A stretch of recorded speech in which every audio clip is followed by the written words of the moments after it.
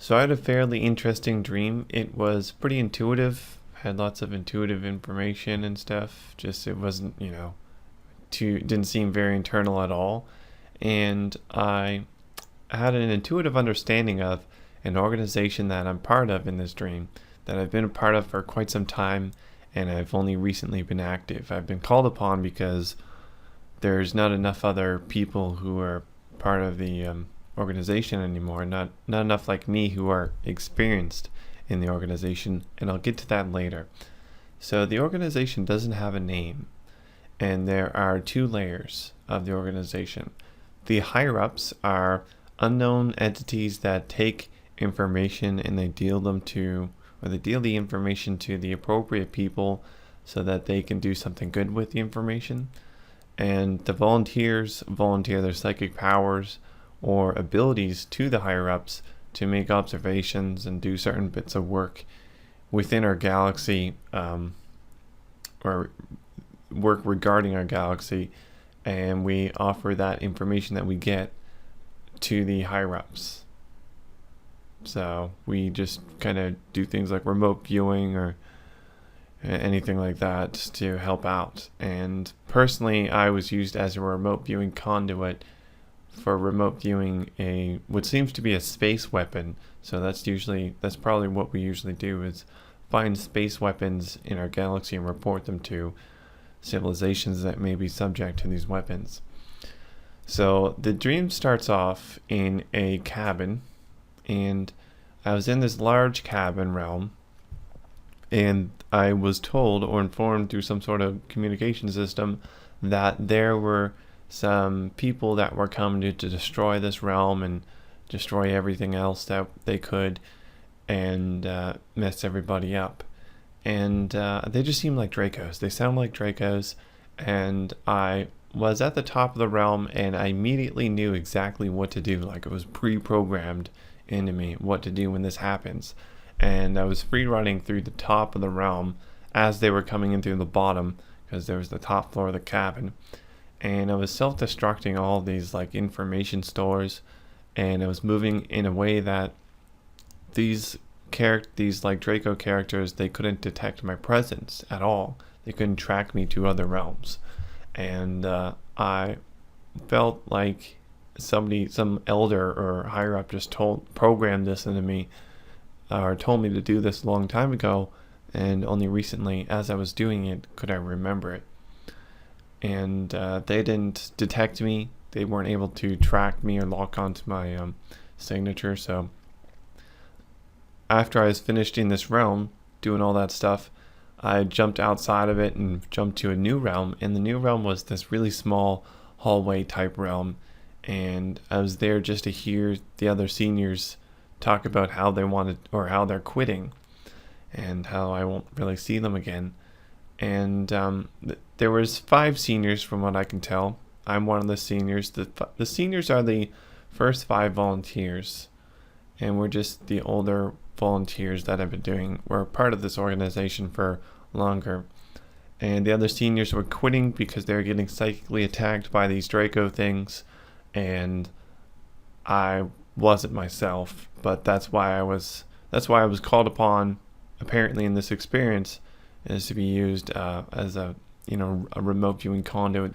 There wasn't any other volunteer that could be used as this type of thing. So while we were in this dark hallway with these weird computer things, this one Draco thing comes through the wall. Like, it just busts through this big old concrete wall, and it's looked like a predator off of Alien vs. Predators, just without the dreads, and it had a little bit of a reptilian look to it. And all of the other seniors just blinked out. They didn't want anything to do with this being. And so I did the same thing, since I was all alone with this being that was like twice as big as I was. It's not really the biggest factor, but I didn't really want this thing to track me back to other realms, because we're supposed to not get their attention, and we're not supposed to allow them to lock onto our signature and follow us to different realms or anything like that. I felt that this organization was very passive. They didn't really combat the Dracos at all. Like, they weren't allowed to combat other beings. And I also felt that we weren't allowed to get our signature locked on because we would attract these beings to our realms. And the realms are just realms that are created by the higher ups that are highly humanoid, and they're just for casual humanoid interaction between the volunteers. The realms are for the volunteers. That's where these realms come from in this experience. So I blinked out shortly afterwards out of that hall thing, so this thing can't follow me into any more realms. And we were in this conference room, and this conference room had 30 volunteers in it around there, and they were the new volunteers. There wasn't any seniors left. I was the only senior. And somebody called me Hybrid. So we weren't allowed to use real names. So somebody called me Hybrid. They just gave me that nickname. Of course, I had to get a new nickname because I was with all these noobs that I didn't know. And, they're the ones that give people nicknames. You don't give yourself a nickname. And they called me Hybrid because I had an older body.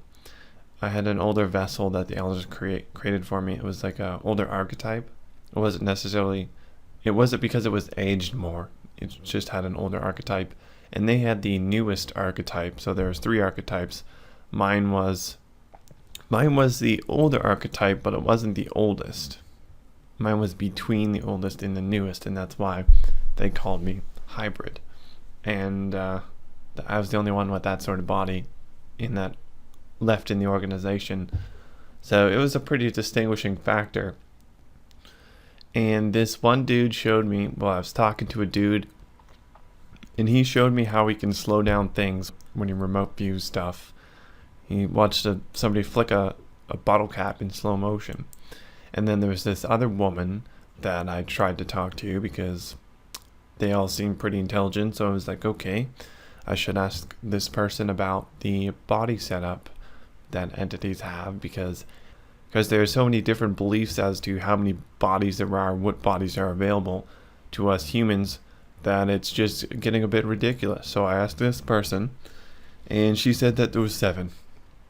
But she didn't send me any sort of intuitive package of information. It was just that auditory download. And I didn't believe her, and I said, "Are you sure?" And she got really offended because I didn't believe her. But how could I?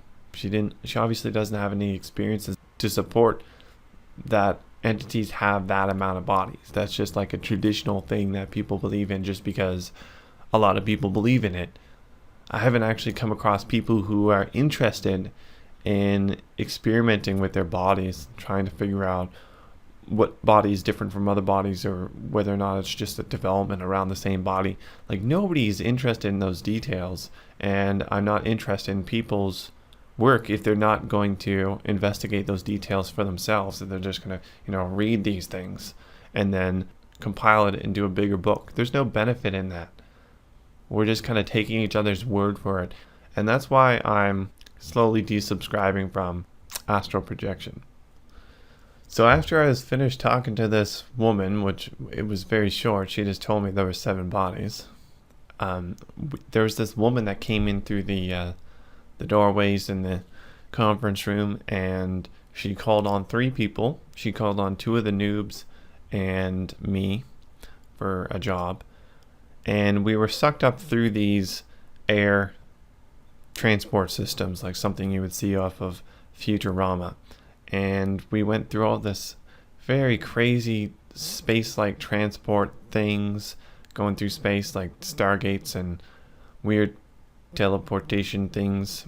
And we eventually ended up in a space dock area.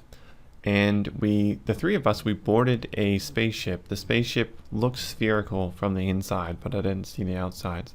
And it was just big enough to encompass 3 people.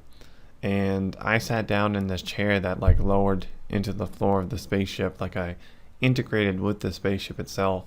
And somebody else was the driver, and then the 3rd person, I don't really know what that person was doing in this job. And we took off into space, and shortly we reached an area in space where there was something that looked like Pluto from a distance. But as we approached it, it looked like a bunch of well, it was a bunch of rotating rings rotating around each other, cascading. And the driver told me to take a look at this closer, to get closer to it. So he told me to get closer as a command. So I projected my consciousness out of my body, out of the spaceship, towards this thing, because he wasn't willing to drive the spaceship close to this object in space, because we don't really know what it is. So I projected my consciousness closer, and he was asking me these things through the conduit. We were communicating through this weird remote viewing conduit that was like connected to this seemingly physical object. And I just told him that it was, a bunch of giant rings rotating around each other. It felt like the size of our moon. And he told me to move inside the rings, so I moved inside the rings. I looked at the metals on the rings. The metals were just like a solid matte metal, very dark gray. And there wasn't I don't recall any significant details in these rings. They seemed pretty, plain. And he told me to then move towards the middle of the rings. Beyond the last ring, there was a large open space, seemed at least a kilometer, in diameter. This big old open space where there was no rings rotating.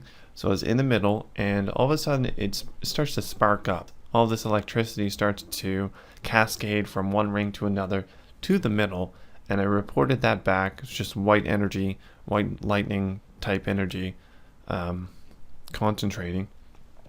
And then 3 seconds later, this thing just explodes, and it felt like a nuke went off. And the spaceship blew up, and all of our vessels that were created for us by the higher ups, they blew up as well. And I saw this weird thing. It was a mountain range. It had what seemed to be trees and such, like a forested area on a mountain. I saw that just completely blow up, and all the trees just got incinerated. There's bits where I went back through the transport system, back to where it came from, into the conference room. But it wasn't really significant, so I don't remember anything important. I woke up eventually from that.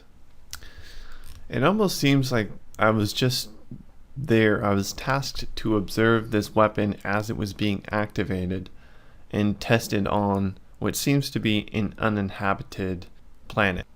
It was uninhabited in a way that it didn't have advanced life forms on it. It probably had some like insects and, of course, plant life, because there was tree things on it. But it seemed like there wasn't really people being blown up, like advanced people. And it was just being tested at the time. So I think I was just, observing a weapon that was being tested, so the higher ups can understand this weapon for the future when, we need to deal with it when it's being activated around actual civilizations. So that's the end of that experience. See you later.